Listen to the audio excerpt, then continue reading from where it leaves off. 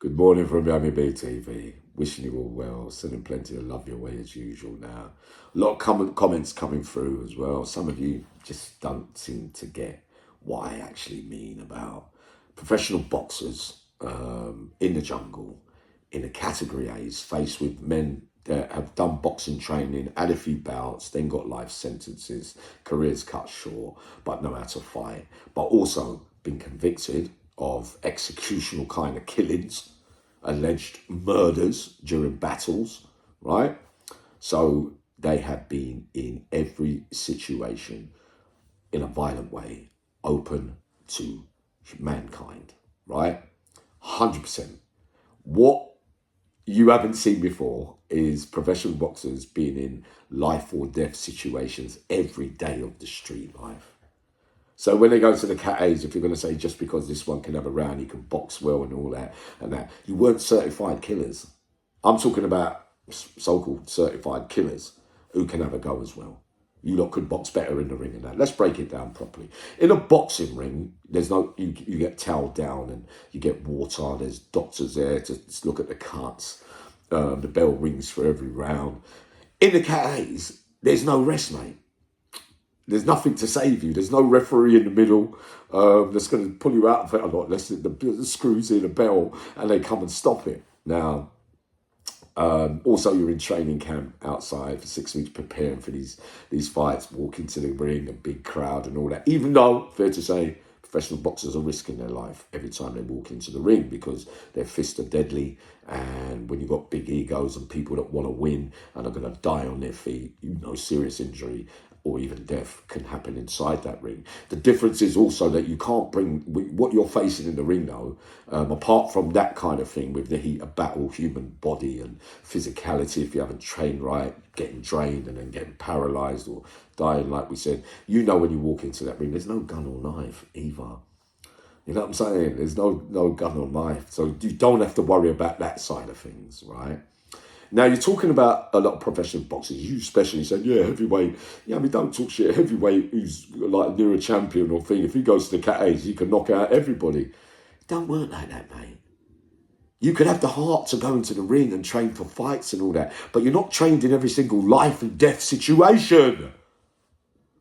You think about Argent, Slaney, Nelson, Lane, Ardin, Doyle, John Gray, many others all around the country that are in jail for so-called alleged executions, for alleged murders in the heat of battle and war and the levels that them situations they've been in and seen it and felt it and know what it feels like. It's like anything. When you've been on a football pitch in good matches, when you've done this for a period of time, you get used to where the ball could bounce, you get used to that bit, and because you've been in there. You know what could happen next and the levels if he's thinking that, well, I might die, he might draw that, he's got to draw that, I'm going to do all that, I'm going to block all that and all that. Most professional boxers haven't been in those life and death situations on the street. So if you go into the category A's and you're facing them Argents and Slaneys and Nelsons and Lanes walking down and they look right into your eyes, John Gray, they look right into your eyes, they're stripping you bare down to your souls because they know you haven't been there yet. They're too clever for that. They know that they can have a round. They know how to hit just like you. Every single boxer that done a bit of boxing training, low-level mediocrity, the elite, they know that if they connect, they know how to hit properly. So if they catch you when you're not looking, you're going to get knocked out, right? The elite would know how to do it better.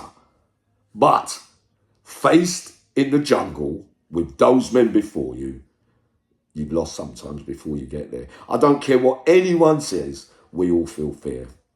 Psychologically, spiritually, because you're looking at men that you know about, which makes it even worse. And if you don't get that, then don't bother coming back at me, because it strips you psychologically. It's like in the streets when the fights happen, people don't know each other. And then you hear, yeah, that was him. Oh, I had a row back with him and all that. The difference with Sykes and Bronson, and the reason why I tell you that they feared certain men that I talk about, is because they weren't stonewall killers, mate.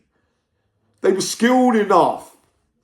Like Frank Frost says, like Cad says, like Mr. Something, like OG, they know. You ain't been there like that to be facing all that. You can't tell me they're not going to shit themselves. And if you shit yourself and you're indecisive, on that big day, you are out. There's no one to rescue you, mate. You know what I mean? It's not, it's not, there's no rest. It just happens. And on the day, it's who thinks the best and who blocks and thinks what to do next and all that. But most men that have done a bit of fighting will know you throw that one, and that one. Well, when you do that one, I can always do that. Even if it's a fair fight with your fist, even if a better boxer than them, a fighter than them, they're still going to be thinking, yeah, but he's killed people. Fucking hell, he blew his head off and all that kind of stuff. It's got to affect you. So I tell you about the psychological aspects and the fear aspect. And I felt it. It's scary. More me, right? I say I was more scared because I knew what I would have to do to some of those guys. It's very, very serious stuff, honestly. Kim Farrier, cage fighter. Lee Murray, Terry Marsh, right?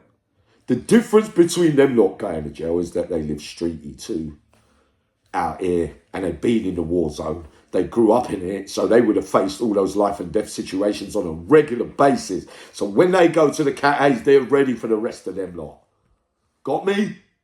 Gary Delaney meant to knock someone out with one punch, and he could knock out everybody probably, well, if he lands, right? So he was taking things off people and all that. But when faced with real killers and all that, he didn't want to know. You know what I mean? Some people leg it. I don't want to stay on the wing. Get so paranoid, hold on, I don't want to die. You're so used to just doing that and knock him out and you think that's it. Well, hold on, these guys know what you can do. They can have a go too, and if they catch you, they can knock you out too. But the only other thing, they're thinking of other things. They're getting inside there. They're getting inside there. Because you're not no executioner. You're not no serial killer. You ain't, been in the heat of battle where it's your, you could it's either he kills you or you have to kill them. Some of those fights that some of those men got lifed off for, there was no other way out.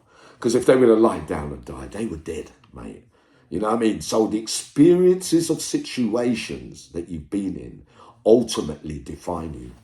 Because when you've been there before, you think, well, I remember how I felt on that day. You can process the emotions of what's going on and stay calm in the big given moments. Fact. Can't see Gary Stretch surviving in the Cat A's. No disrespect to Gary. Good little boxer and that. Not the elite, was he? You're not going to be able to go on a landing and have it with Argent, Lane and Nelson, and they're going to look at him and laugh. I'm telling you. Slaney would have looked straight for him and gone, little sweet boy. Yeah, they should call that Kevin Lane, Gary Stretch. But Kevin Lane's obviously a different kind of fish. He's more, Kevin Lane's style is quick and blah, blah, blah. But he's not like Gary Stretch character-wise, is he? That's what I'm saying. But more looks and all that, because Kevin had that pretty boy. But Archie had Slaney had good-looking looks like that as well. But those guys psychologically, right? And that's why I tell you, you lot talk about the big name fight. Yeah, but they're going to win that. I'll put more Roy Shaw, who's been in more life, death and situations on the street than Sykes and Bronson and all that lot. And Lenny McLean. Lenny McLean's been in loads of situations, bare knuckle and all that kind of stuff. He never liked weapons, mate. He never liked weapons. Roy Shaw is a fucking lunatic in certain ways. I've got people very close to Roy Shaw. Remember John Gray? John Gray used to find Roy Shaw from the Cat A's. I used to listen to the conversations with that. And the big man used to say to me, boy, Roy Shaw, Roy Shaw could adapt, mate. He would have had that. And he did adapt in the category A's. Let's get that right. He ended up in fucking Broadmoor, Roy Shaw. So Roy Shaw can mix it in the jungle. Yeah? Lenny McLean struggled to do bad, mate. You've got to be honest, he was ill at the time. I know what you mean, but he wasn't a jail man. Some of them are used to having that control on the outside and being who they are. In there, you could still have a row and all that. I'm not saying that. But they struggle mentally from losing their position outside, and jail's alien for them if they ain't done enough of it since they were young and whatnot. It's an unknown, uncharted territory. There might be 10 people that Lenny McLean's knocked out over the years in those prisons. I remember when he's thinking they might run up on him with a knife and all that when he's not looking.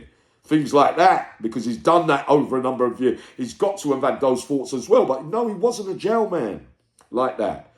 He couldn't match Roy Shaw in a prison environment, psychologically and over, if you get what I mean. Lenny McLean, when he went to, it was over for a short time, he went into fighting with Screws and that kind of, they really gave him his respect. You know how it works in there, right?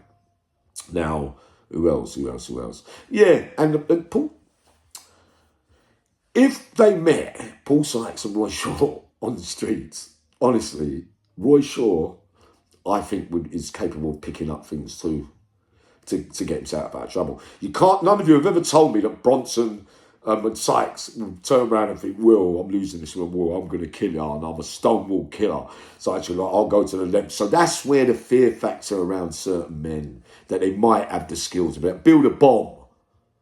Been in the deep end all his life, guns fired at him, this bit fired at him, in there the heat of the battle, and you know those big long fights where it's just him versus the rest in there to get what he wants and that kind of stuff. Build a bomb would have faced all that. Build a bomb would be king of the jungle too, and was. You do as you're told, all of you, the Screws and all that. Who else could tell anyone that? Open that gate for me. I'm walking over there to the visits. I'm walking over there to the library. They're just open it. The front door keys, mate. Because they've had it with him down the blocks and all that. They say, no, mate. It's too much, that when fighting with the Screws and all that. Legendary status is that Build a Bomb fought the Screws with shields and all that, and they were backing out of everywhere, mate. So much so that's why he had the front door keys, because they just can't be bothered with it, with going through all that shit, right? So that's what I'm saying. The difference between being in the jungle and you can be able to fight to a decent level, but ultimately human behaviour always decides how you're feeling. A lot of the battles are one in there and one up there. And if you any kind of funny business before you get there feeling a little bit, oh no, and all that, you've lost. Good morning from Yummy Beer TV.